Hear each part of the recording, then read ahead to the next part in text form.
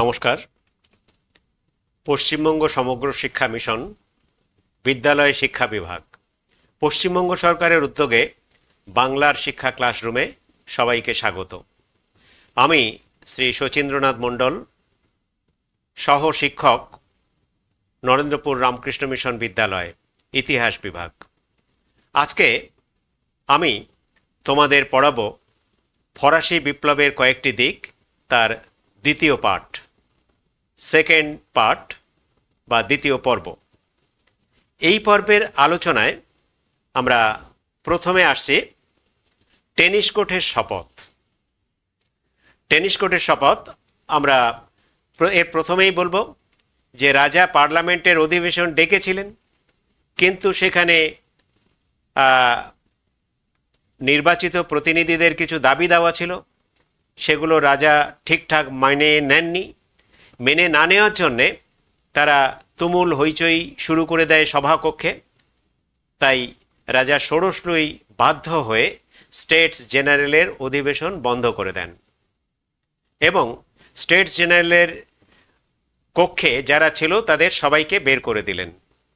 এই অবস্থায় প্রথম ও দ্বিতীয় সম্প্রদায়ের যারা প্রতিনিধি, তাদের থেকে বেশি ক্ষোভে ফেটে পড়েছিল কিন্তু তৃতীয় সম্প্রদায়ের মানুষ, কারণ তারা সংখ্যায় বেশি, তাদের বিশেষ সুযোগ সুবিধা বা তাদের কথা বলার স্বাধীনতা কোনোটাই প্রায় সেখানে দেওয়া হচ্ছিল না। তাই তারা 3 দিন স্টেটস জেনারেলের বাইরে একটা জায়গায় টেনিস খেলার একটা মাঠ ছিল, সেখানে তারা অপেক্ষা করেছিল, অবস্থান করছিলেন যে রাজাকে পার্লামেন্টের দরজা খুলতে হবে এবং আমাদের দাবি মানতে হবে। কিন্তু 3 দিন সেখানে অবস্থান করেছিলেন, রাজা সভাকক্ষ আর খোলেননি, পার্লামেন্টের দরজা বন্ধ করে দিয়েছিলেন। 175 বছর পর যে পার্লামেন্টের দরজা খোলা হয়েছিল সেটা কিন্তু আবার বন্ধ করা হলো। ভীষণভাবে ক্ষুব্ধ জনগণের দ্বারা নির্বাচিত প্রতিনিধিরা, তারা 3 দিন ওই স্টেটস জেনারেলের বাইরে, ফ্রান্সের পার্লামেন্টের বাইরে অবস্থান যখন করছিলেন, তখন তৃতীয় সম্প্রদায়ের একজন, তার নাম ডক্টর গিলোটিন, এবং এছাড়া মিরাবো এবং আরও কেউ তারা পরামর্শ দিলেন যে এভাবে এই পার্লামেন্টের বাইরে অবস্থান করে লাভ নেই, বরং এই টেনিস খেলার মাঠে এখানে আমাদের শপথ নিতে হবে। কি শপথ? আমাদের শপথ নিতে হবে যে ফ্রান্সের জন্য একটা নতুন পার্লামেন্ট, এই নতুন সংবিধান, ফ্রান্সের জন্য একটা নতুন সংবিধান রচনা করতেই হবে। অর্থাৎ এতদিন যে পুরনো ব্যবস্থা আছে ওটা আর আমরা চাই না, নতুন সংবিধান, নতুন আইন কানুন, এটা চাই। 2, অভিজাত এবং যাজকরা যে বিশেষ ক্ষমতা ভোগ করছে সেটা বন্ধ করতে হবে। ফ্রান্সকে এতদিন ধরে শুধু বলা হচ্ছিল যে France is the land of the privileges, অর্থাৎ সুবিধাভোগী যারা তাদেরই দেশ, এটা হতে দেওয়া যাবে না। এই বিষয়টাকে ভাবতে হবে। তাহলে কি নতুন সংবিধান চাই, যাজক এবং অভিজাতদের বিশেষ ক্ষমতা খর্ব করা চাই। এটা হচ্ছে 20 জুনের 20 তারিখ 1789 এই শপথটা নেওয়া হয়। কোথায়? টেনিস খেলার মাঠে বসে। তাই এই শপথকে বলা হয় টেনিস কোর্টের শপথ। ফরাসি বিপ্লবের ইতিহাসে এই টেনিস কোর্টের শপথ একটি যুগান্তকারী ঘটনা। এই টেনিস কোর্টের শপথের পরপর অনেক কিছু ঘটে যাবে, সেগুলো আমি পরপর আসছি। এই টেনিস কোর্টের শপথ অনুষ্ঠানে যারা ছিলেন বিশিষ্টজনের মধ্যে তৃতীয় সম্প্রদায়ের মিরাবো এবং আবেসিয়াসের নাম আমাদের বলতেই হবে। এরপরে আমরা চলে আসছি পরের পার্টে। এই পর্বে যে টেনিস কোর্টের শপথ যে নেওয়া হয়েছিল, যে জায়গাটা আমরা একটা ছবির মাধ্যমে বোঝাচ্ছি, পাশে রয়েছে ফ্রান্সের যে জাতীয় সভা অর্থাৎ স্টেটস জেনারেল, তার ঠিক পাশেই টেনিস খেলার মাঠ, সেখানেই মানুষ সমবেত হয়েছে এবং সেখানেই শপথ নেওয়া হয়েছিল। তাই এই শপথটি বিখ্যাত ঐতিহাসিক টেনিস কোর্টের শপথ নামেই পরিচিত। এরপর আমরা আসছি টেনিস কোর্টের শপথের পরে কি হলো। আমরা দেখলাম জুন মাসের 20 তারিখে টেনিস কোর্টের শপথ নেওয়া হচ্ছে। তারপরে তৃতীয় সম্প্রদায়ের মানুষ তারা ভাবনা চিন্তা শুরু করলো যে এবারে প্রকৃত আঘাত হানতেই হবে, এই রাজতন্ত্রের বিরুদ্ধে সরাসরি ফরাসি বিপ্লব শুরু করতে হবে। তা কিভাবে শুরুটা হবে, ফরাসি বিপ্লবের প্রত্যক্ষ যে কারণটা কি হবে, আক্রমণের প্রত্যক্ষ লক্ষ্যটা কি হবে, মূল লক্ষ্যটা কি হবে? সাধারণ মানুষ বা তৃতীয় সম্প্রদায়, বিশেষ করে বুর্জুয়াদের নেতৃত্বে তৃতীয় সম্প্রদায়, তারা ঠিক করলো যে ফরাসি রাজতন্ত্র এবং স্বৈরতন্ত্রের প্রতীক বাস্তিল দুর্গ, সেই বাস্তিল দুর্গকে আক্রমণ করা হবে। এই বাস্তিল দুর্গে বিনা বিচারে বহু নিরীহ মানুষকে বন্দী করে রাখা হতো, এখানে আগ্নেয়াস্ত্র রাখা হতো এবং এখান থেকে যে কোনো সময়ে যখন তখন আগ্নেয়াস্ত্র বের করে নিরীহ মানুষের উপর তা প্রয়োগ করা হতো। তাই বহু দিন ধরে এই বাস্তিল দুর্গের প্রতি মানুষের ক্ষোভ ছিল। এই প্রসঙ্গে বলে রাখি, পরাধীন ভারতে যখন স্বাধীনতা আন্দোলন চলেছিল, সেই সময় আমাদের ভারতবর্ষের ইতিহাসে আন্দামানের যে সেলুলার জেলকে, এটাকে বলা হয় Bastille of India, British India. ঠিক আছে, যাই হোক, তাহলে বাস্তিল এটা যেন একটা প্রবাদের মতো। হ্যাঁ, তো এই বাস্তিল দুর্গ জনগণ আক্রমণ করেছে। আক্রমণ করে তারা প্রথমেই বাস্তিল দুর্গের যারা দায়িত্বপ্রাপ্ত ছিলেন তাদের প্রত্যেককে হত্যা করেছে। ওখানে যারা প্রহরী ছিল তাদের সবাইকে মেরে ফেলা হয়েছে। তারপর দুর্গের মধ্যে যাদের আটকে রাখা হয়েছিল প্রত্যেককে ছাড়িয়ে আনা হয়। এই যে তাদের নিঃশর্ত মুক্তিদান, এটা কিন্তু বাস্তিল দুর্গ আক্রমণের মাধ্যমেই হয়। এই সময় ফ্রান্সের ক্ষিপ্ত জনতা, যাদের বলা হয় মব অফ প্যারিস, এই ফ্রান্সের ক্ষিপ্ত জনতা ব্যাপকভাবে এই আক্রমণে অংশ নিয়েছিলেন। শোনা যায় 800 মানুষ একযোগে বাস্তিল দুর্গ আক্রমণ করেছিল, যেই বাস্তিল দুর্গটা কিন্তু ফ্রান্সের প্যারিস শহরে অবস্থিত। এই দুর্গ আক্রমণের পরে বিদ্রোহীরা তারা করেছিল কি, প্যারিস শহরে নিজেদের মতো করে একটা পৌর শাসন বা প্যারি কমিউন গড়ে তুলেছিল। অর্থাৎ নগরের শাসন ব্যবস্থার জন্য যে পৌর স্বায়ত্ত শাসন, সেটা গড়ে তুলেছিল এবং তারা তাদের মতো করে একজন নির্বাচিত প্রতিনিধিকে মেয়র করেছিলেন, যার নাম বেইলি। আর এই যে পৌর ব্যবস্থা, এটা সমগ্র প্যারিসে প্রায় 60টি জায়গাতে এই ধরনের কমিউন বা প্যারি কমিউন গড়ে তুলে তারা স্বায়ত্তশাসন গড়ে তুলেছিল, যাতে সাধারণ মানুষ তাদের সাম্য, মৈত্রী, স্বাধীনতা এগুলো ঠিকভাবে ভোগ করতে পারে।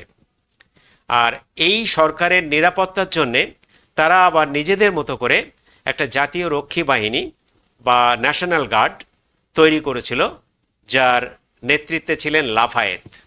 তাহলে লাফায়েতের নেতৃত্বে ন্যাশনাল গার্ড তৈরি হচ্ছে এবং প্যারি কমিউনের প্রথম মেয়র হিসেবে নির্বাচিত হচ্ছেন বেইলি। বাস্তিল দুর্গের এ দুটোর সবচেয়ে বড় প্রভাব। কিন্তু এর আবার সুদূর প্রসারী প্রভাব হচ্ছে যে ফ্রান্সের সুদূর প্রত্যন্ত গ্রামে গঞ্জে, সেখানেও এই বিপ্লবের দাবানল ছড়িয়ে পড়েছিল। বিশেষ করে গ্রামের কৃষকরা তীব্রভাবে তারা আক্রমণ শানিয়েছিল।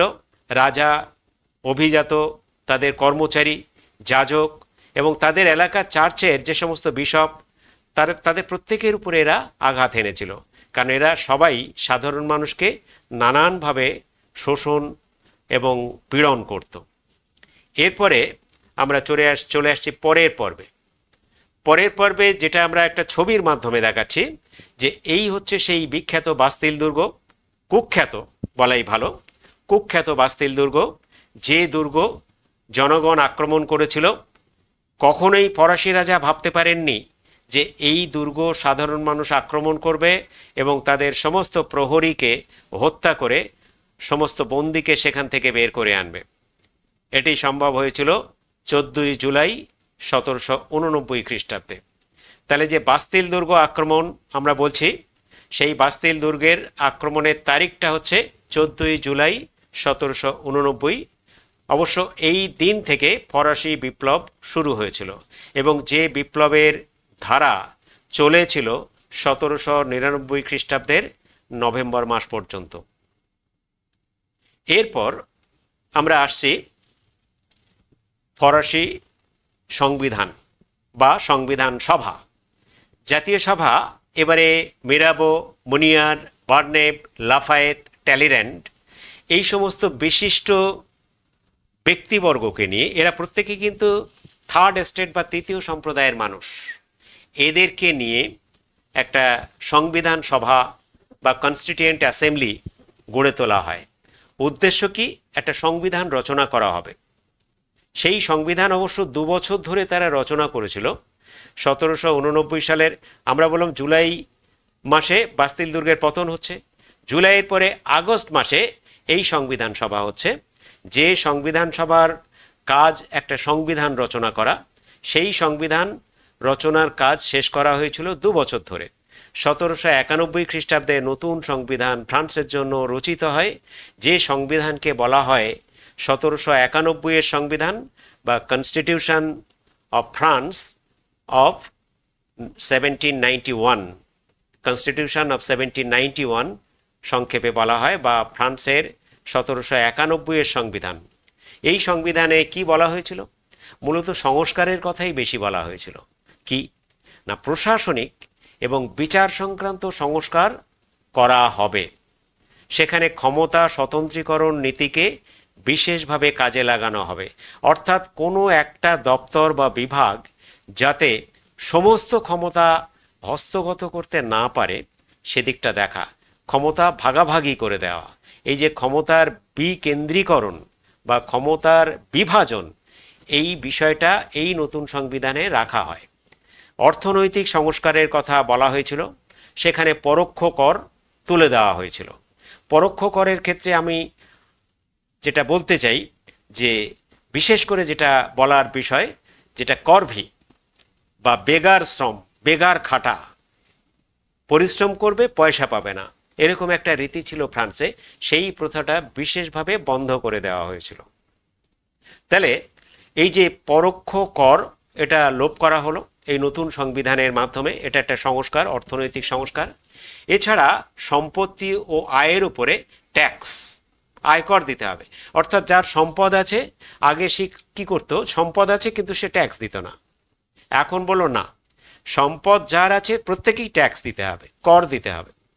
আর করা হলো কি, ফ্রান্সের নতুন এক নোটের ব্যবস্থা চালু হলো, কাগজের নোট। সেই নোটের নাম অ্যাসাইনেট। এই অ্যাসাইনেট নামে কাগজের নোট চালু করা হয়েছিল।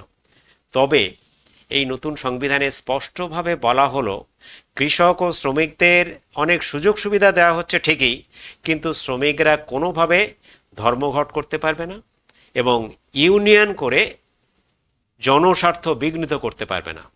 অর্থাৎ ধর্মঘট ও ইউনিয়ন গঠন এগুলো একেবারে নিষিদ্ধ হয়েছিল ফরাসি সংবিধানে, অর্থাৎ 1791 নতুন সংবিধানে।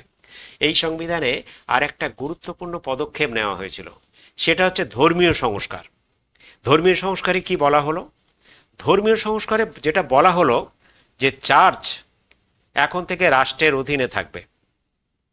চার্চের যে বিশপ, যাজক যারা, তারা এখন থেকে আর পোপ কর্তৃক নির্বাচিত হবেন না। জনগণ, অর্থাৎ যে এলাকায় যে গির্জা থাকবে, চার্চ থাকবে, সেই গির্জার যাজক, বিশপ যারা, তাদেরকে নির্বাচন করবে সেই এলাকার মানুষ। পোপ নির্বাচন করতে পারবেন না। এটা একটা ঐতিহাসিক পদক্ষেপ বা সংস্কার বলা যায়। আর এই যে ধর্মীয় সংস্কার সংক্রান্ত এই পদক্ষেপ, এটাকে নতুন সংবিধানে অর্থাৎ 1791 সংবিধানে একে বলা হয়েছিল civil constitution of the clergy. Clergy মানে যাজক। যাজকদের জন্য যে সংবিধানের ধারা, সেই ধারাকে নতুন সংবিধানে বলা হয়েছে civil constitution of the clergy. অর্থাৎ যাজকদের যে নিরঙ্কুশ ধর্মীয় ক্ষমতা ভোগ, সেটা পুরোপুরি এখন থেকে বন্ধ হয়ে গেল। সম্পত্তির মাপকাঠিতে যে ভোটদান, সেই ব্যাপারটাও অনেকটা কাটছাট হলো। ফ্রান্সে কিন্তু একটা নিয়ম ছিল, শুধুমাত্র যাদের প্রচুর টাকা আছে তারাই ভোট দেবে। কিন্তু পরে নিয়ম করা হলো যে 25 বছর বয়স হলে, আমাদের দেশে যেমন 18 বছর বয়সে ভোট দিতে পারে নাগরিক, কিন্তু ফ্রান্সের ক্ষেত্রে সেই সময়ে যে সময়ে ফরাসি বিপ্লবের ঠিক পরের অবস্থায় 1791-এ বলা হলো যাদের 25 বছর বয়স এবং যাদের সম্পদ আছে তারা ছাড়াও অন্যরাও ভোট দিতে পারবে, অর্থাৎ সাধারণ মানুষের ভোট দেওয়ার অধিকার থাকলো। কিন্তু নারীদের ভোটদান সংক্রান্ত বিষয়টাতে কিছুটা ধোঁয়াশা রাখা হয়েছিল। এরপরে আমরা পরের পর্বে চলে আসব। ফ্রান্সের যে সংবিধান সভার পরের পর্বটা হচ্ছে রাজা ষোড়শ লুইয়ের যে মৃত্যুদণ্ড হচ্ছে সেই জায়গাটা। আমরা দেখলাম ফরাসি বিপ্লবের এগুলো এক একটা সাকসেস। প্রথম সাকসেস দেখলাম বাস্তিল দুর্গ ধ্বংস করা হচ্ছে, সমস্ত বন্দীদের মুক্ত করা হচ্ছে। তারপরে দেখলাম নতুন সংবিধান, এটা একটা বড় চ্যালেঞ্জ যারা বিদ্রোহ করছে তাদের কাছে, সেটাও সফলভাবে করা হলো। তারপরে এইখানে একটু বলা দরকার, ফ্রান্সের রাজা ষোড়শ লুইয়ের মৃত্যুদণ্ড হয়েছিল 21শে জানুয়ারি 1793 খ্রিস্টাব্দে। এর মাঝে কিছু ঘটনা আছে, কিছু তথ্যগত দিক আছে, সেটা একটু জানা দরকার। যখন এরকম ঘটনা ঘটছে, জনগণ প্রচণ্ডভাবে ক্ষিপ্ত হয়েছে, তখনও কিন্তু রাজা ষোড়শ লুই তার ভার্সাইলসের যে টুইলারিস রাজপ্রাসাদ, ফ্রান্সের একটা শহরের নাম ভার্সাইলস, এই ভার্সাইল শহরে টুইলারিস বলে যে রাজপ্রাসাদ, সুসজ্জিত বিলাসবহুল রাজপ্রাসাদ, সেই রাজপ্রাসাদে রাজা ষোড়শ লুই, রানী মেরি আন্তোয়ানেত এবং তাদের ছোট্ট ছেলে দৌপিন, তাদের নিয়ে রাজা ওখানে ছিলেন। এবারে তিনি ভেবেছিলেন বোধহয় আস্তে আস্তে করে এই বিদ্রোহ থেমে যাবে, কিন্তু বিদ্রোহের আগুন যে ভীষণভাবে ছড়িয়ে পড়ছে, ফ্রান্সের গ্রাম গঞ্জ কোথাও বাদ নেই, সর্বত্রই এই বিদ্রোহের আগুন ছড়িয়ে পড়েছে। রাজার যারা অনুগত ছিল তারা ফ্রান্স ছেড়ে পালিয়ে গেছে, কেউ কেউ ইংল্যান্ডে, এবং তাদের অভিজাতদের সেই সম্পত্তি, যাদের বলা হতো এমিগ্রি, পালিয়ে যাওয়া অভিজাতদের ফ্রান্সে বলা হতো এমিগ্রি, সেই এমিগ্রিদের সমস্ত সম্পত্তি কুক্ষিগত করেছিল যারা বিদ্রোহী, তারাই নিয়ে সেগুলো সাধারণ মানুষের মধ্যে বিতরণেরও ব্যবস্থা করা হয়েছিল। তো এই পর্বে আসার আগে বলি, যখন এরকম একটা ঘটনা ঘটছে তখন রাজা ষোড়শ লুই সপরিবার টুইলারিস রাজপ্রাসাদ ছেড়ে পালিয়ে গেলেন। পালিয়ে তিনি যখন যাচ্ছেন, তিনি ভেবেছিলেন যে ফ্রান্সের সীমান্ত পেরিয়ে অন্য দেশে চলে যাবেন, কিন্তু সীমান্তের কাছে মানে ঠিক যেটা ফ্রান্সের টুইলারিস রাজপ্রাসাদ, যেটা ভার্সাইলস যে সিটি, সেই সিটির বা সেই শহরের সীমান্ত লাগোয়া একটা জায়গা, একটা গ্রাম ছিল ভেরেনাস বলে। সেই ভেরেনাস গ্রামে, সেখানে সেন্ট মেনেহোল্ড, সেটা সেই গ্রামের আর একটা ছোট্ট একটা জায়গা, সেই জায়গাতে রাজা ঠিক পালিয়ে যাওয়ার সময়, ছদ্মবেশে পালিয়ে যাচ্ছিলেন, রাজা ধরা পড়ে গেলেন।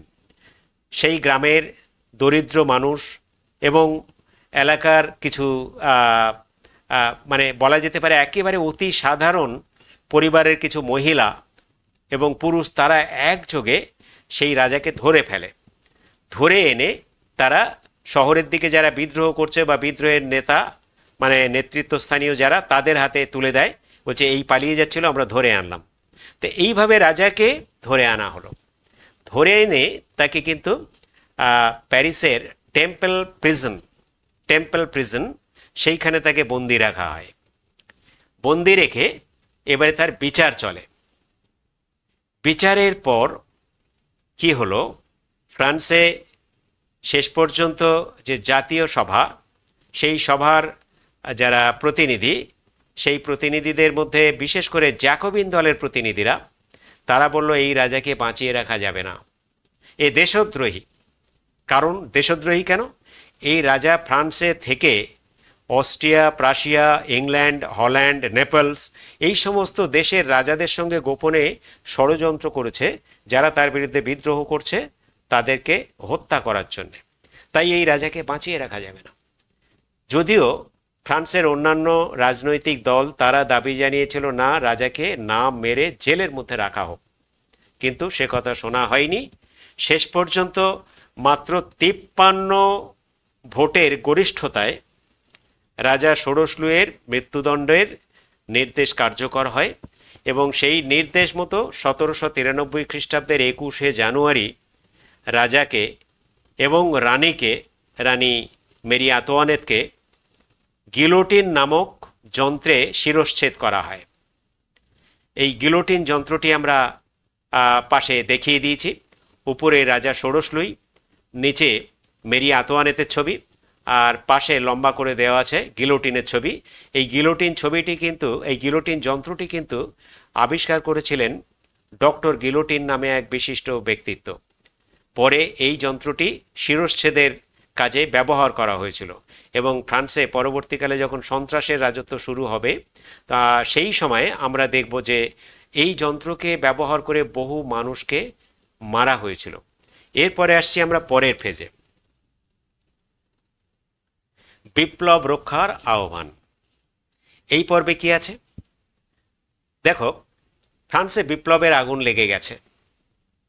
বিপ্লবীদের আদর্শ, তিনটে আদর্শকে তারা সামনে নিয়ে আন্দোলন শুরু করেছে। ফরাসি সমাজে অর্থনীতিতে, রাজনৈতিক ক্ষেত্রে সাম্য চাই, মৈত্রী চাই, ফ্রান্সের সাধারণ মানুষের মধ্যে মৈত্রী চাই, আর চাই স্বাধীনতা। সেই স্বাধীনতা ধর্মের, সেই স্বাধীনতা বাক স্বাধীনতার এবং অন্যান্য সমস্ত ক্ষেত্রে। এই সাম্য, মৈত্রী, স্বাধীনতার দাবিতে বিপ্লবের আগুন জ্বলে ওঠে এবং সেই সময় বিপ্লব রক্ষার নামে ইতিমধ্যে নির্বাচনে জ্যাকোবিন দল ক্ষমতা লাভ করেছিল। সেই বিপ্লব রক্ষার নামে জ্যাকোবিন দলের নেতা রোবসপিয়ার তিনি সন্ত্রাসের শাসন শুরু করেন বিপ্লব রক্ষার নামে। অর্থাৎ ফ্রান্সে যে বিপ্লবের ধারা চলছে সেই ধারা অব্যাহত রাখতে হবে, সেটাকে কোনোভাবে বন্ধ করা যাবে না। কিন্তু এই বিপ্লবের ধারা রক্ষার নামে বা বিপ্লবের আদর্শ রক্ষার নামে ফ্রান্সের যে জ্যাকোবিন দল সন্ত্রাসের শাসন গড়ে তুলেছিল, অর্থাৎ মানুষের মধ্যে ভয় দেখাতে শুরু করেছিল, সেই ভয় দেখাতে গিয়ে দেখা যাচ্ছে যে বিপ্লব রক্ষার নামে বহু নিরীহ মানুষকে, যাদের কোনো অপরাধ নেই, তাদেরকেও মেরে ফেলা হচ্ছে।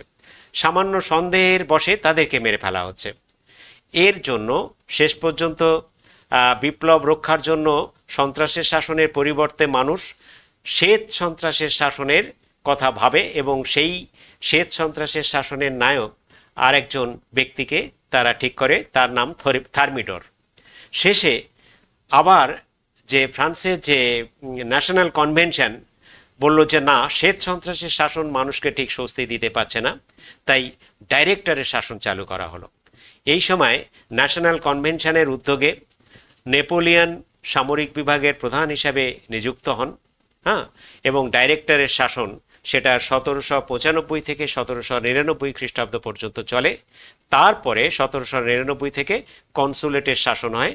ফ্রান্সের 3 জন কনসালের মধ্যে নেপোলিয়ন প্রথম কনসাল, এবং সেই হিসেবে অন্য 2 জনকে তার পদানত করে তিনি সর্বময় ক্ষমতা দখল করেন এবং ফ্রান্সের প্রশাসনিক ক্ষমতা দখল করেন 1799 খ্রিস্টাব্দের 9 নভেম্বর। নভেম্বরের 9 তারিখে 1799 খ্রিস্টাব্দে তিনি ক্ষমতা দখল করেন। এই যে ঘটনা, এটাকে বলা হয় 9th day of ব্রুমেয়ার month.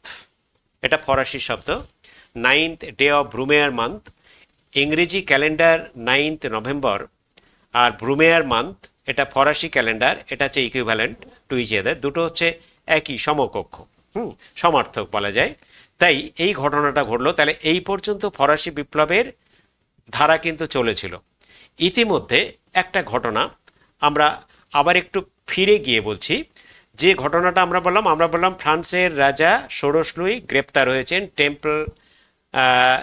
Temple নামক একটা জেলখানা, ফ্রান্সের যে জেলখানার নাম হচ্ছে টেম্পল প্রিজন, সেখানে তাকে বন্দি করে রাখা হয়েছে। সেই সময় ফ্রান্সের রাজা ষোড়শ লুইয়ের বন্ধু দেশ যারা, Russia, Austria, Prussia, Serbia, Naples, England, Holland, Spain, Portugal, এরা বলতে থাকলো, এরা একটা জোট গঠন করলো, যেটাকে বলা হয় ইউরোপীয় শক্তি জোট বা ফার্স্ট কোয়ালিশন অফ ইউরোপ। এই যে ইউরোপীয় শক্তি জোট, এই জোটের পক্ষ থেকে সেই সময় প্রাশিয়ার সেনা বিভাগের প্রধান ব্রান্সউইক, তিনি ঘোষণা করলেন, ব্রান্সউইক ঘোষণা করলেন যে রাজার যদি কোনো ক্ষতি হয়, রাজাকে যদি মেরে ফেলা হয়, তাহলে কিন্তু চরম মূল্য দিতে হবে ফ্রান্সের সাধারণ মানুষকে, তারা ছেড়ে কথা বলবে না। ইউরোপের বিভিন্ন দেশ একযোগে ফ্রান্সের সাধারণ মানুষের উপরে আক্রমণে ঝাঁপাবে। এই যে ঘোষণা, ফ্রান্সের ইতিহাসে এটাকে বলা হয় ব্রান্সউইক ডিক্লারেশন বা ব্রান্সউইক ঘোষণা পত্র। এই যে ব্রান্সউইক ঘোষণাপত্র, এটা কিন্তু ফরাসি বিপ্লবের ইতিহাসে একটা উল্লেখযোগ্য ঘটনা। এরপরে আমরা আসছি পরের পর্বে। এই পর্বে আমরা স্টেটস জেনারেলের যে অধিবেশনের একটা ছবি, যেটা ফ্রান্সের পার্লামেন্ট, সেখানে কে কোথায় কোন প্রতিনিধিরা বসেছে সেই সংক্রান্ত একটা ছবি আমরা দেখানোর চেষ্টা করেছি। তারপরে আসছে যে সন্ত্রাসের শাসন, বিপ্লব রক্ষার নামে আমি বলছিলাম সন্ত্রাসের শাসন শুরু হয়েছিল। সেই সন্ত্রাসের শাসন শুরু করেছিলেন জ্যাকোবিন দলের নেতা রোবসপিয়ার। এই রোবসপিয়ার যে সন্ত্রাসের শাসন শুরু করছেন, তিনি তিনটি বিষয়কে হাতিয়ার করে মূলত সন্ত্রাস চালিয়েছিলেন। এক, সন্দেহের আইন, ল অফ সাসপেক্ট। আরেকটা হচ্ছে জননিরাপত্তা কমিটি, ইংলিশে বলে কমিটি অফ পাবলিক সেফটি। আর তিন, বিপ্লবী আদালত বা রিভলিউশনারি ট্রাইব্যুনাল। এখানে কি হতো, মানে যে কোনো মানুষকে রাস্তাঘাটে সন্দেহ করা হলো, সঙ্গে সঙ্গে তাকে ধরে নিয়ে যাওয়া হলো। তারপরে ধরে নিয়ে তাকে বিপ্লবী আদালতে সেখানে বিচারের জন্য নিয়ে আসা হলো, এবং উইদিন 24 or 48 আওয়ার্স, 1-2 দিনের মধ্যে তার বিচার হয়ে যাবে, এবং বেশিরভাগ ক্ষেত্রে বিচারে তার মৃত্যুদণ্ড হতো, অর্থাৎ গিলোটিনে তার শিরশ্ছেদ করা হতো। এভাবে বিপ্লব রক্ষার নামে যে সন্ত্রাসের শাসন বা জ্যাকোবিন শাসন ফ্রান্সে চলেছিল, সেটা কিন্তু 1793-এর জুন মাসের 2 তারিখ থেকে 1794-এর জুলাইয়ের 27 তারিখ পর্যন্ত চলেছিল। মোটামুটি 13 মাসের মতো এই সন্ত্রাসের শাসন চলেছিল। এই 13 মাসের সন্ত্রাসের শাসনে শোনা যায় 20,000-এর বেশি নিরীহ মানুষকে গিলোটিনে শিরশ্ছেদ করা হয়েছিল, অর্থাৎ তাদের হত্যা করা হয়েছিল। অনেকে বলে থাকেন এটা 20,000 নয়, 40,000-ও ছাড়িয়ে যেতে পারে। তো যাই হোক, বিপুল সংখ্যক নিরীহ মানুষকে গিলোটিনে হত্যা করা হয়। এই হত্যার প্রতিবাদে শ্বেত সন্ত্রাস, কিন্তু তাতেও মানুষ নিরাপত্তা বোধ করেনি। শেষমেশ ডাইরেক্টরের শাসন এবং সবশেষে কনসুলেটের শাসন শুরু হয়।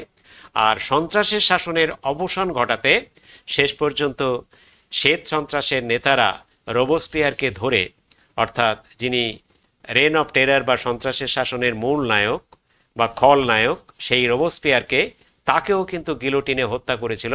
সেটা 1794 খ্রিস্টাব্দের 28 জুলাই। এরপরে আমরা আসছি আরেকটি পর্বে, সেটা হচ্ছে সাকুলত। এই সাকুলত, এই ফরাসি বিপ্লবের কয়েকটি দিক, এই পর্বে এটি একটা গুরুত্বপূর্ণ একটা দিক। এই সাকুলত কাদের বলা হয়? সাকুলত কিন্তু অ্যাকচুয়ালি একটা ফরাসি শব্দ। সাকুলত কথার অর্থ হচ্ছে, আক্ষরিক অর্থ এর সাধারণভাবে এটার অর্থ এইভাবে করা হয়েছে যে শহুরে সর্বহারা ভবঘুরে দিনমজুর সম্প্রদায়, অথবা সহজ ভাষায় আমরা বলতে পারি যে শহরের চালচুলোহীন গরিব মানুষ, যাদের দিন আনা দিন খাওয়া অবস্থা। এই ধরনের যে সর্বহারা ভবঘুরে সম্প্রদায় শহরে ঘুরে বেড়াতো, থাকতো, এদেরকে বলা হতো সাকুলত। এখন সাকুলত কথাটার আমি একটু যদি ভেঙে বোঝানোর চেষ্টা করি, তাহলে কুলত মানে কি? কুলত মানে হচ্ছে শহরের অভিজাত শ্রেণী, যারা এই হাঁটুর নিচ পর্যন্ত এক ধরনের প্যান্ট, যেটা বারমুডা টাইপের প্যান্ট, তারা পরতো। আভিজাত্যের প্রতীক হিসেবে এই ধরনের প্যান্ট অভিজাতরা ব্যবহার করত। তাই যে অভিজাতরা সাধারণ মানুষের দুঃখের কারণ, তাদের এই ধরনের বিলাসী পোশাক পরাকে ব্যঙ্গ করে অনেকটা শ্লেষাত্মক ভাব প্রকাশ করার জন্যে এই সাধারণ মানুষ, শহরের যারা সর্বহারা ভবঘুরে দিনমজুর সাধারণ মানুষ, অথবা তাদের মধ্যে কেউ কেউ ছোট ছোট দোকানদার বা অল্প রোজগারের মানুষজনও ছিল, তারা ব্যঙ্গ করে নিজেদেরকে সাকুলত বলতো। আসলে অভিজাতদেরকে অপমান করার জন্যে এই সাকুলোত কথাটা তারা ব্যবহার করত। যাই হোক, সাকুলোতের আর্থিক অবস্থা, সামাজিক অবস্থা খুবই খারাপ ছিল। সেই জন্য করে নতুন ফরাসি সংবিধান তাদের জন্যে ল অব ম্যাক্সিমাম এবং ল অব মিনিমাম নামে দুটো আইন প্রবর্তন করে। কিন্তু দুঃখের বিষয়, ফ্রান্সে যে ফরাসি বিপ্লবের মূল কাণ্ডারি বুর্জোয়া সম্প্রদায়, তারা কিন্তু ফরাসি বিপ্লবের যারা প্রথম সারিতে থেকে যারা মরেছিল এবং মেরেছিল, সেই সম্প্রদায় যাদেরকে সাকুলোত বলা হচ্ছে, তাদের এই ধরনের সুযোগ সুবিধা মানে ল অব ম্যাক্সিমাম এবং ল অব মিনিমাম যাতে ঠিকভাবে কার্যকর না হয় সেদিকটা তারা করেছিল। অর্থাৎ সাকুলোতদের সুযোগ সুবিধা পাইয়ে দেওয়াটা ঠিক মন থেকে চাননি এই বুর্জোয়া সম্প্রদায়। এবারে আসছে ফ্রান্সে যে ফরাসি সমাজে যে জনগণের বিপ্লব, এটা একটা গুরুত্বপূর্ণ বিষয়। সহজ কথার মধ্যে কিছু জিনিস আছে ভালোভাবে বুঝে নেওয়ার। এখানে জনগণের বিপ্লব আর বিপ্লবের জনগণ, এই কথাটা ভেতরে একটা ম্যাপ দেওয়া আছে। সেই ম্যাপে আমরা যেটা নীল, যে এই যে পুরো একটু হালকা নীলের উপরে, বা নীল ঠিক নয়, একটু হালকা সবুজের উপরে, এটা হচ্ছে পুরো ফ্রান্স। এই ফ্রান্সে এখানে বিভিন্ন শহর আমরা দেখিয়েছি। এই সমস্ত শহরে কিন্তু বিপ্লব হয়েছিল। লাল যে চিহ্নিত কেন্দ্রগুলো, ওগুলো বিপ্লবের কেন্দ্র, আর সবুজ যে জায়গাগুলো, ওটা হচ্ছে প্রতি বিপ্লবের কেন্দ্র। বিপ্লবের বিরুদ্ধে আবার বিপ্লব হচ্ছে, এইরকম ব্যাপারটা। তো জনগণের বিপ্লব মানে কি? ফ্রান্সের জনগণ মানে 93% অফ দ্য টোটাল পপুলেশন, অর্থাৎ মোট জনসংখ্যার প্রায় 93% মানুষ। মানে বলতে পারো যে ফ্রান্সের বেশিরভাগ মানুষই তারা বিদ্রোহের পক্ষে ছিল, সাম্য, মৈত্রী, স্বাধীনতার পক্ষে থেকে তারা আন্দোলনকে চেয়েছিল, বিপ্লবকে বাঁচিয়ে রাখতে চেয়েছিল। সেই জন্য করে ফরাসি বঞ্চিত জনগণের এই যে প্রতিবাদ, এই প্রতিবাদমুখী ভাব, এটার জন্যে এই শব্দবন্ধ ব্যবহার করা হয় যে বিপ্লবের, জনগণের বিপ্লব। প্রথম কথা হচ্ছে জনগণের বিপ্লব। অর্থাৎ বিপ্লবটা করছে কিন্তু জনগণ। যে বিপ্লবটা হচ্ছে এটা জনগণের বিপ্লব, অন্য কারণ নয়, জনগণের বিপ্লব। হ্যাঁ, যেহেতু বেশিরভাগ মানুষ হচ্ছে সাধারণ মানুষ, তৃতীয় সম্প্রদায়ের মানুষ, যারাই ছিলেন বিপ্লবের প্রথম সারিতে, তাই এটাকে বলা হচ্ছে জনগণের বিপ্লব। আর একটা কথা বলা হয় বিপ্লবের জনগণ কেন? বিপ্লবের জনগণ কেন? বিপ্লবের জনগণ বলা হচ্ছে এই কারণে যে ফরাসি বিপ্লবের সময় যে সমস্ত মানুষ বিপ্লব শুরু করেছিল, তাদের মধ্যে শুধু বিপ্লবের চেতনা, বৈপ্লবিক মানসিকতা, এই ধরনের একটা আদর্শ ভাবাবেগ তীব্রভাবে কাজ করেছিল। তাই তাদেরকে বলা হচ্ছে যে বিপ্লবের জনগণ। তাহলে জনগণের বিপ্লব আর বিপ্লবের জনগণ বলতে এটাই বোঝানো হচ্ছে। আবার একটু সংক্ষেপ করে দিই। জনগণের বিপ্লব মানে বেশিরভাগ মানুষ যেহেতু বিপ্লবে সামিল হয়েছিল, মানে ফরাসি বিপ্লবে সামিল হয়েছিল, তাই বলা হয় জনগণের বিপ্লব। এটি ফরাসি বিপ্লব না বলে যদি আমরা বলি জনগণের বিপ্লব, তাহলেও ঠিক আছে। আবার বিপ্লবের জনগণ বলা হচ্ছে কেন না, বিপ্লব জনগণকে বৈপ্লবিক মানসিকতা, বৈপ্লবিক চেতনা গড়ে তুলতে সাহায্য করেছিল। তারা বুঝেছিল যে তাদের হারাবার আর কিছু নেই। হ্যাঁ, বিপ্লবই তাদের শেষ ঠিকানা, এটা তারা বুঝে নিয়েছিল। এরপরে আমরা চলে আসব পরের পর্বে। এই পর্বে দেখো জ্যাকোবিন দল এবং টিপু সুলতান, এরকমই একটা আলোচ্য বিষয় আমরা ফরাসি বিপ্লবের কয়েকটি দিক এই অধ্যায়ে দেখতে পাব। ফ্রান্সের জ্যাকোবিন দল, যে দল সংখ্যাগরিষ্ঠতা নিয়ে শাসনও করেছিল, 13 মাস শাসন করেছিল, আমরা বলেছি যেটাকে সন্ত্রাসের শাসন বা জ্যাকোবিন দলের শাসন বলা হয়। তো এই জ্যাকোবিন দলের আদর্শ আমাদের ভারতবর্ষের দক্ষিণ ভারতের যে মহীশূর রাজ্য, সেই মহীশূর রাজ্যের টিপু সুলতানের খুব পছন্দ ছিল। এখানে কেন পছন্দ ইত্যাদি কথা একটু আমি বলবো।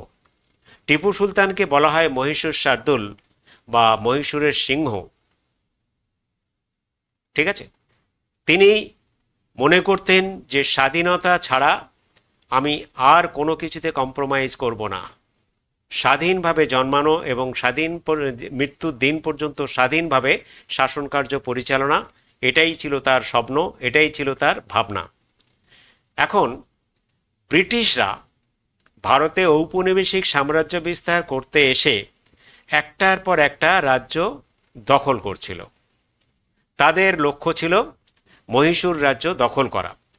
টিপু সুলতান যখন সিংহাসনে বসলেন তখন নানান রকম কৌশল অবলম্বন করা শুরু হয়েছিল মহীশূর রাজ্য দখল করার জন্যে। এই অবস্থায় টিপু সুলতান দেখলেন যে তার যে ধরনের সেনাবাহিনী রয়েছে বা অস্ত্রশস্ত্র রয়েছে সেগুলি অতটা আধুনিক নয়, ব্রিটিশদের উন্নত অস্ত্রশস্ত্রের বিরুদ্ধে লড়াই করা এই অস্ত্র দিয়ে সম্ভব নয়। তাই তিনি ফ্রান্সের জ্যাকোবিন দলের সদস্যদের সঙ্গে যোগাযোগ করেন এবং আবেদন করেন যে ফ্রান্সের চিরশত্রু, মানে ফ্রান্সের সঙ্গে চিরশত্রু ইংল্যান্ড, কেন বলছি ফ্রান্সের চিরশত্রু ইংল্যান্ড ঔপনিবেশিক কারণে, ঔপনিবেশিক প্রতিদ্বন্দ্বিতায় ফ্রান্সের সঙ্গে ইংল্যান্ডের দ্বন্দ্ব ছিল, ভারতের ক্ষেত্রেও সেই দ্বন্দ্ব ছিল। সেই জন্য করে ইংল্যান্ডের শত্রু দেশ যেহেতু ফ্রান্স, তাই ফ্রান্সের হাত ধরেছিল। ফ্রান্সের হাত ধরে ফ্রান্সের সামরিক সহযোগিতা নিয়ে ভারত থেকে ব্রিটিশ শক্তিকে উৎখাত করা, এটাই ছিল তার লক্ষ্য। তাই মহীশূর রাজ্যের টিপু সুলতান, মহীশূর শার্দুল, তিনি জ্যাকোবিন দলের সদস্য হন এবং তার অনুমতিক্রমে, তার আবেদন ক্রমে, তার বিনীত আবেদনে জ্যাকোবিন দলের কিছু সদস্য মহীশূর রাজ্যে আসেন এবং টিপু সুলতান তার রাজধানী শ্রীরঙ্গপত্তমে সেখানে জ্যাকোবিন দলের একটি শাখা গড়ে তোলেন। প্রথম দফায় সেখানে 59 জন সদস্যকে নিয়ে তিনি জ্যাকোবিন দলের কর্মসূচি এবং আদর্শ এবং তাদের সামরিক প্রশিক্ষণ তার সেনাবাহিনীর মধ্যে দিতে শুরু করেন। সমস্ত প্রস্তুতি নেওয়ার পরে এবার টিপু সুলতান ইংরেজদের বিরুদ্ধে চ্যালেঞ্জ করলেন যে তিনি আর কোনো রকম অপমানজনক চুক্তি বা ইংরেজদের কোনো দাবি দাওয়ার কাছে নথি স্বীকার করবেন না। এখন সমস্যাটা হলো লর্ড ওয়েলেসলির সময় অধীনতামূলক মিত্রতা নীতি, সাবসিডিয়ারি অ্যালায়েন্স, এই সাবসিডিয়ারি অ্যালায়েন্স বা অধীনতামূলক মিত্রতা নীতির মাধ্যমে মহীশূর রাজ্যে টিপু সুলতানকে অনুরোধ করা হয়েছিল যে তার রাজ্যটি ব্রিটিশ সাম্রাজ্যের অন্তর্ভুক্ত হলে পরে সেই রাজ্যের সমস্ত নিরাপত্তা ব্রিটিশরাই দেখবে, আর তার বিনিময়ে টিপু সুলতানের সামরিক বাহিনীকে পুরোপুরি ভেঙে দিতে হবে। টিপু সুলতান কোনোভাবে এটা চাননি, যে কারণে চতুর্থ ইঙ্গ-মহীশূর যুদ্ধ অনিবার্য হয়ে ওঠে। আর চতুর্থ ইঙ্গ-মহীশূর যুদ্ধ যে অনিবার্য হয়ে উঠবে এটা বুঝতে পেরে টিপু সুলতান কিন্তু জ্যাকোবিন দলের হাত ধরেছিলেন এবং তার সেনাবাহিনীকে পুনর্গঠিত করেছিলেন, কিন্তু তা সত্ত্বেও এই যুদ্ধে টিপু সুলতানের চরম পরাজয় ঘটে এবং তার মহীশূর রাজ্য ব্রিটিশরা দখল করে নেয়। এই জন্যে জ্যাকোবিন দলের সঙ্গে টিপু সুলতানের সম্পর্ক, এই পর্বটি ফরাসি বিপ্লবের কয়েকটি দিক এখানে বিশেষ তাৎপর্যপূর্ণ। এরপরে আসছি আমরা নেক্সট যে পর্ব, সেটা হচ্ছে ফরাসি বিপ্লবে নারীদের ভূমিকা। এখন ফরাসি সমাজে বিপ্লব করেছিল জনগণ, সেই জনগণের মধ্যে নারীরাও তৃতীয় সম্প্রদায়ের মধ্যে পড়ে। ফরাসি সমাজে নারীদেরকে কিন্তু খুব একটা সম্মানের চোখে দেখা হয়নি। ফরাসি সমাজে নারীরা ছিল বঞ্চিত সম্প্রদায়ের একটি অংশ।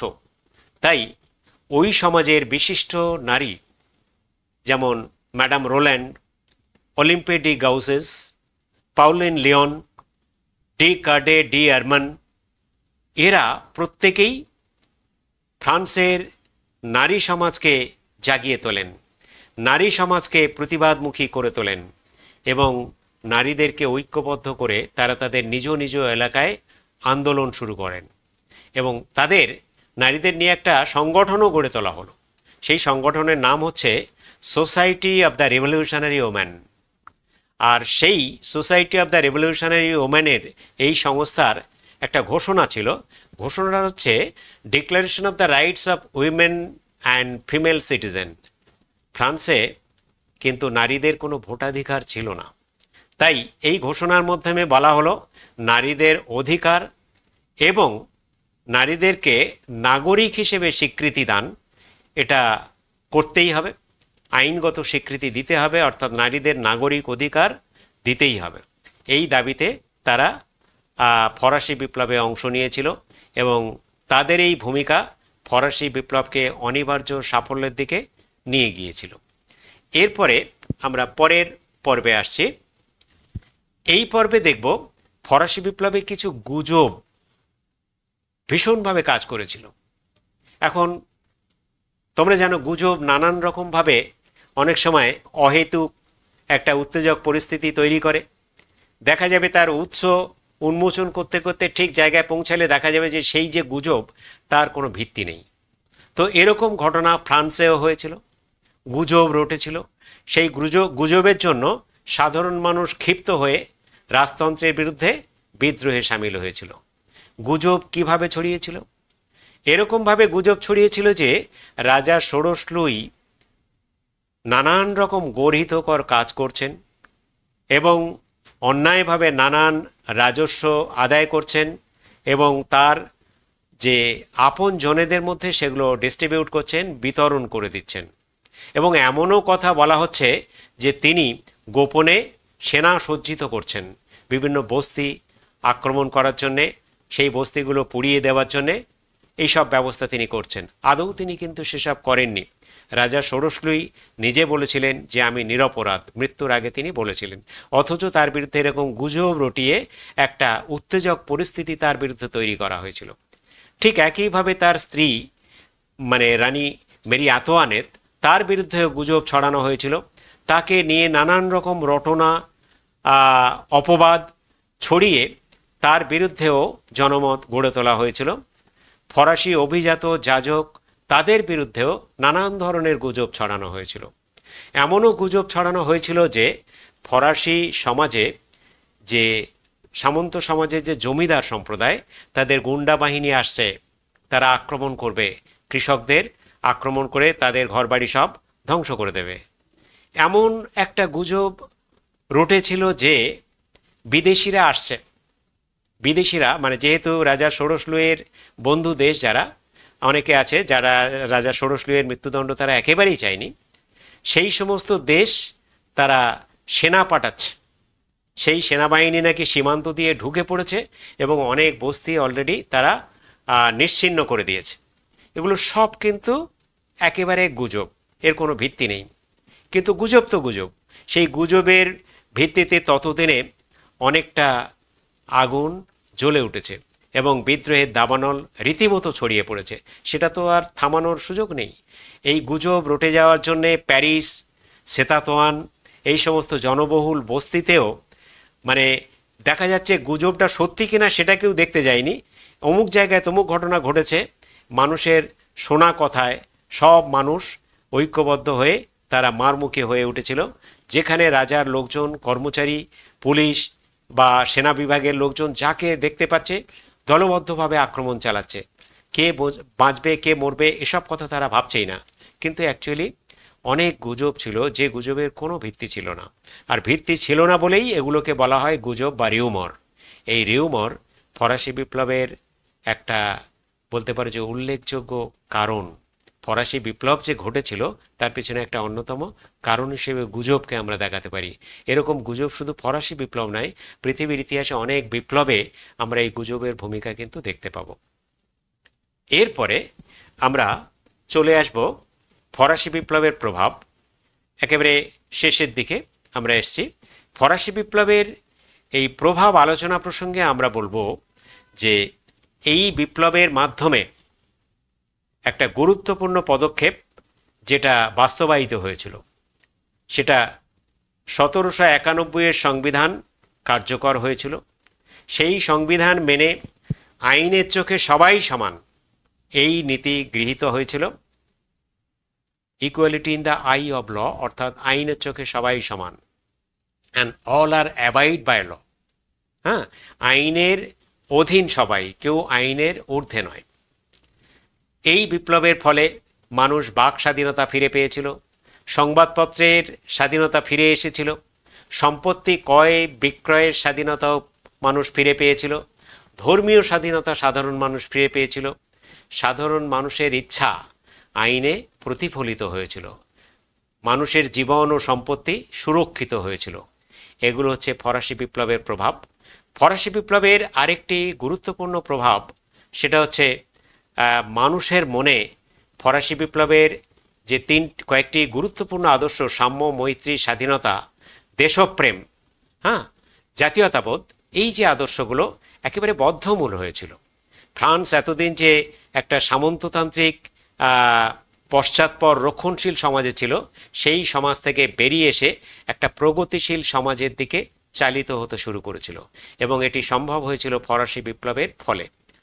দ্বিতীয়ত আমরা দেখব যে এই বিপ্লব দীর্ঘদিন ধরে ফ্রান্সের যে প্রচলিত সামন্ততান্ত্রিক সমাজ ব্যবস্থা, সেই ব্যবস্থাকে পুরোপুরি নির্মূল করে দেয়, সামন্ত প্রথাকে ধ্বংস করে দেয়, বাধ্যতামূলক শ্রমদান বা কর্মী প্রথা চিরতরে লুপ্ত হয় ফরাসি সমাজ থেকে। এছাড়া আমরা আরও দেখতে পাব এই বিপ্লবের প্রভাবে ইউরোপের বাইরে Belgium, Greece, Ireland, Russia, Latin আমেরিকার অনেক দেশেও এই বিপ্লবের প্রভাব পড়েছিল। আমরা যে আমেরিকার স্ট্যাচু অফ লিবার্টি দেখি, সেই স্ট্যাচু অফ লিবার্টি কিন্তু অনেক পরে ফ্রান্স থেকে পাঠানো হয়েছিল, এবং এটা নিঃসন্দেহে ফরাসি বিপ্লবের যারা সাম্য, মৈত্রী, স্বাধীনতার আদর্শে বিশ্বাসী, তারা কিন্তু এই ধরনের ভাবাবেগকে আমেরিকাতেও ছড়িয়ে দিতে চেয়েছিলেন স্ট্যাচু অফ লিবার্টি উপহার দিয়ে। এছাড়া আমরা বলবো যে ইংল্যান্ডের কথা। ইংল্যান্ডে কী প্রভাব এখানে অন্যরকম। ইংল্যান্ড আয়ারল্যান্ডের প্রভাব অন্যরকম। ইংল্যান্ডে যে বিল অফ রাইটস, সেই বিল অফ রাইটস কিন্তু এই ধারাটা ফরাসি বিপ্লবের পর যে নতুন সংবিধান 1791 সংবিধান, সেখানে এটা প্রয়োগ করা হয়েছিল। অর্থাৎ মানুষ আইনের যে সুযোগ বা আইনের স্বাধীনতা, আইনের চোখে সমতা, এই ধরনের সুযোগ সুবিধা তারা লাভ করেছিল। এটা হচ্ছে ফরাসি বিপ্লবের সুদূর প্রসারী বৃহত্তর প্রভাব বলতে পারি। আর পঞ্চমত আমরা বলবো আর একটা প্রভাব, সেটা হচ্ছে 1791 যে সংবিধান প্রবর্তিত হলো, এই সংবিধান পৃথিবীর বহু দেশ তো বটেই, ইউরোপের অনেক দেশকে প্রভাবিত করেছিল। ইউরোপে যে অষ্টাদশ শতাব্দীতে যে জ্ঞানোদ্দীপ্তির প্রভাব, যে এজ অফ এনলাইটেনমেন্ট, জ্ঞানোদ্দীপ্তির যুগ আসছে, এই যে একটা আলোকিত অধ্যায় আসছে, অর্থাৎ এখানে আর ঐশ্বরিক রাজতন্ত্র বলে কিছু থাকবে না, জনগণের নির্বাচিত প্রতিনিধি থাকবে, জনগণের কাছে দায়বদ্ধ থাকবে রাজারা বা প্রশাসন ব্যবস্থা। এই ব্যাপারটা কিন্তু ফরাসি বিপ্লবের মাধ্যমে সফলতা পেয়েছিল। তাই ঐতিহাসিক অলার তিনি বলছেন, ফ্রান্সের এই নতুন সংবিধান যেটা 1791 খ্রিস্টাব্দে প্রয়োগ করা হলো বা লাগু হলো, এই সংবিধানকে বলা হয় death certificate of old regime in France, অর্থাৎ ফ্রান্সের পুরনো ব্যবস্থার মৃত্যুর শংসাপত্র। পুরনো যে ব্যবস্থা ফ্রান্সে কয়েকশো বছর ধরে চলে আসছিল, বলতে পারো তার ডেথ সার্টিফিকেট হচ্ছে 1791 এই নতুন ফরাসি সংবিধান, যে সংবিধান ফ্রান্সের মানুষকে স্বস্তি দিয়েছিল। আর ষষ্ঠত আমরা বলবো এই বিপ্লবের প্রভাবে একদিকে যেমন সামন্ততন্ত্রের বিলোপ ঘটল, অন্যদিকে মানুষ তাদের গণতান্ত্রিক অধিকার ফিরে পেল, এবং ফ্রান্সের জন্য একেবারে প্রশাসনিকভাবে, আইনগতভাবে Democratic rights, declaration for the Democratic rights, এই কথাটা ঘোষণা করে দেওয়া হলো 10 আগস্ট 1792 খ্রিস্টাব্দে। তো এই সমস্তই ফরাসি বিপ্লবের আলোকিত প্রভাব। এই বিপ্লবের মাধ্যমে সমস্ত ফ্রান্স ছাড়া ইউরোপের বিভিন্ন দেশ ছাড়াও ইউরোপের বাইরের বিভিন্ন দেশ আলোকিত বা প্রভাবিত হয়েছিল। সেই আলোচনার জায়গাগুলো তোমরা আশা করি ঠিকভাবে বুঝে নিয়েছো, খুব সহজভাবে দেখিয়ে দেওয়া হয়েছে। এরপরে যদি কোথাও কোনো রকম সমস্যা থাকে, সেই জায়গাগুলো ঠিকভাবে একটু পড়ার সঙ্গে মেমোরাইজ করে, মন কনসেন্ট্রেট করে যদি জিনিসটা একটু আস্তে আস্তে করে ভেবে নাও, বুঝে নাও, তাহলে তোমাদের কাছে ফরাসি বিপ্লবের বিভিন্ন দিক এই অধ্যায়টি খুবই স্বচ্ছ এবং স্পষ্ট হয়ে উঠবে।